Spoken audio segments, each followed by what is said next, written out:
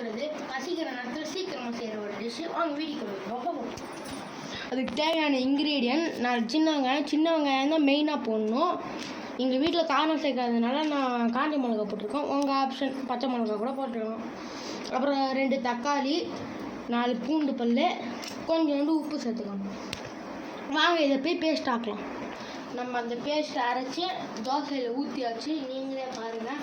இப்போ நெய்யை தடவி மூடிட வேண்டியதான்.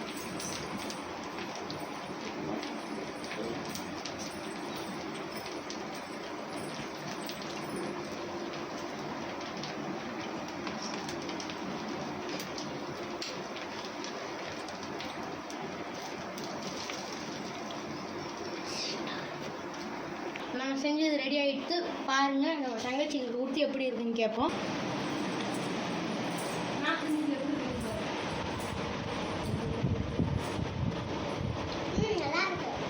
நல்லா இருக்குன்ட்டாங்க. மறக்காமல் லைக் பண்ணுங்கள், ஷேர் பண்ணுங்கள், சப்ஸ்கிரைப் பண்ணுங்கள். டாட்டா, பாய் பாய்.